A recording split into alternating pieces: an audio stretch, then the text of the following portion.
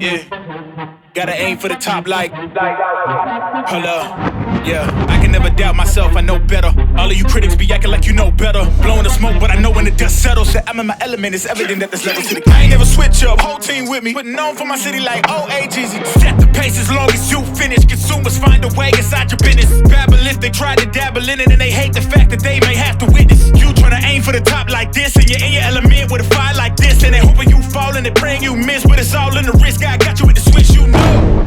I'm in the zone. Give me the throne. Okay, so first up, we are doing block pulls, which are like an accessory movement for deadlifts. So what we're going to do is we're going to get a couple of plates, because this gym doesn't actually have, as far as I'm aware, blocks that you can put down to actually deadlift off.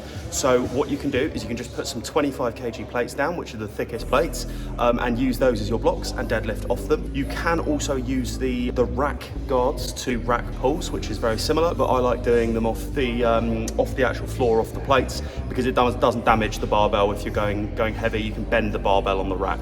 So we're going to go set up, do a couple of warm-up sets, and then go straight into it. And I will talk you through what our sets and reps are looking like for this today.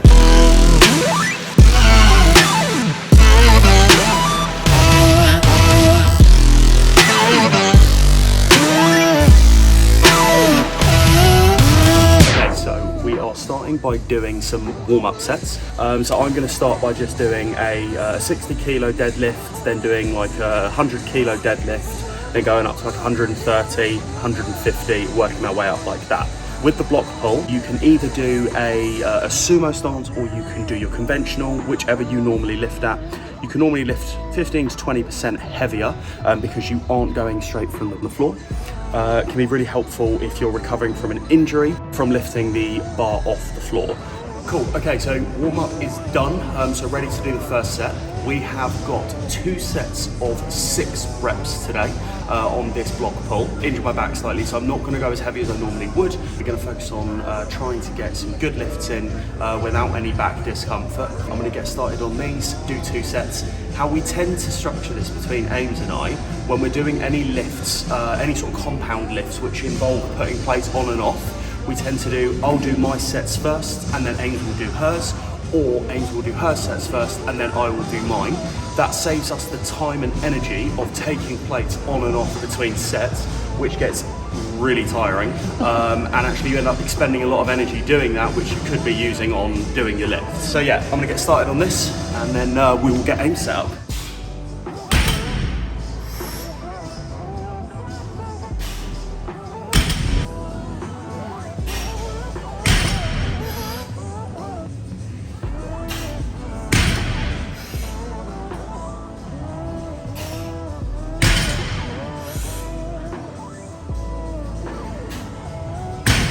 Okay guys, now it is my turn. I am honestly not the best at these, and deadlifting I find is one of the hardest things for me to get the form right. So Tim, bless him, has always had to try and help me with my form and try and explain where I'm going wrong and what I need to be doing right. He's currently taking, or de-racking or whatever it's called. What's it called when you take the weights off? Unrack the weights. Unrack, I said de-rack. De-rack. Also today, I'm kind of fully chosen for you, head to toe really. Fun. Wish me luck.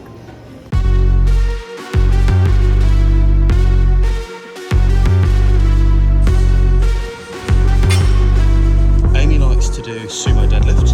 The primary difference between a conventional and a sumo deadlift is the position of the hands. In a sumo deadlift, hands are inside of the legs, and on a conventional, on the outside of the legs.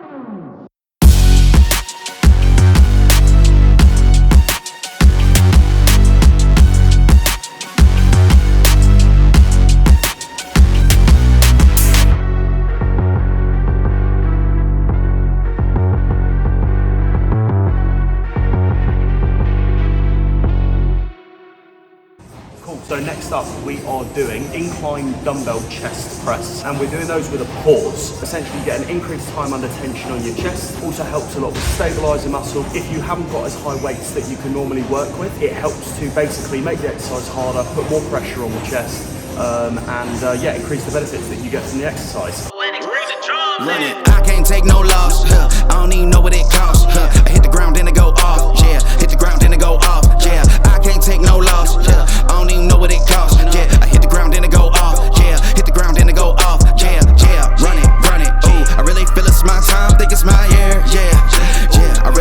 my time, think it's my year, yeah. I really feel it's my time, think it's my year, yeah. I really feel it's my time, think it's my. How's the workout going? Wow.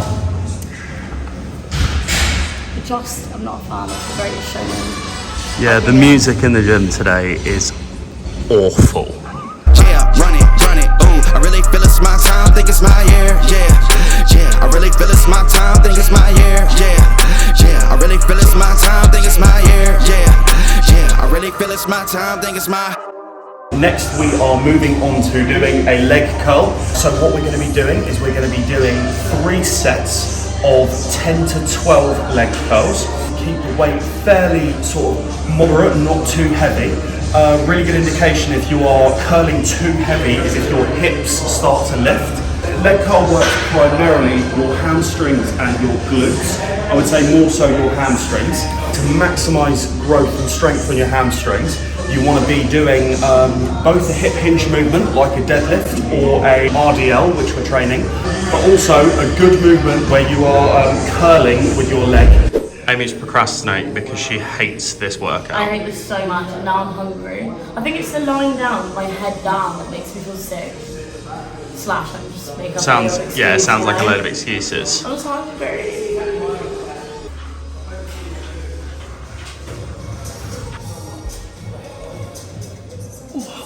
We have got 2 more things left to do. We're going to do some T-bar rows next. So T-bar rows are great for overloading your back. I would say back is one of the few muscle groups where it's really important to go as heavy as you can. Obviously you've got to stay safe, but I see a lot of people doing, focusing a little bit too much on form when it comes to building their back. It's okay to sort of do a little bit of control cheating and also to focus on just getting the overload in there, increasing strength, increasing weight, increasing reps week on week. This is probably my favourite for building back thickness. 4 sets of 10 to 12 reps on this. We've got 60 kilos on the bar. I'm going to get started. Let's go.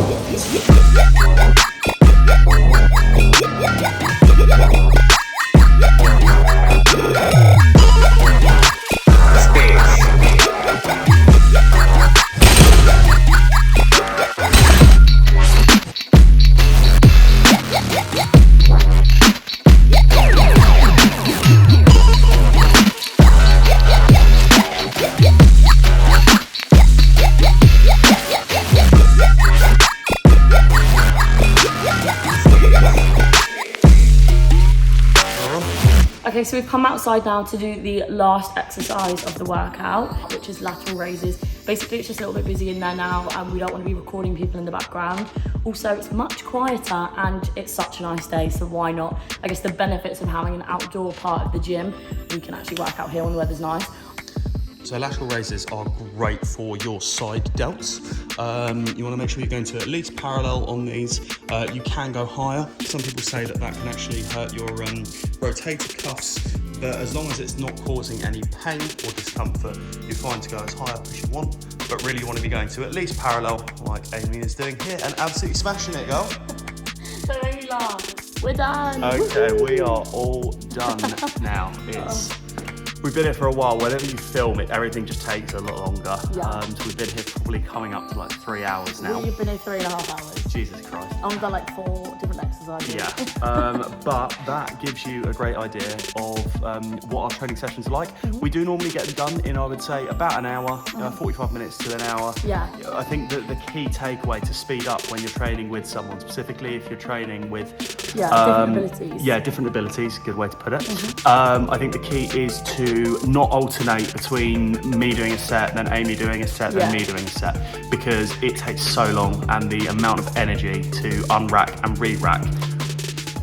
Well, just because I lift such heavy weights. That's it. It's so difficult for him to take the weights off. Yeah, when we say mixed ability group, I'm the weak one. Yeah. And yeah, so thank you. Amy's a great coach. We are now going to go home, make a protein shake. I'm hungry. Food, so hungry. Anyway, thank you for stopping by. There will be more to come in the vlog next week. Make sure to give it a thumbs up and a subscribe. Thanks. And we will see you guys soon. Bye.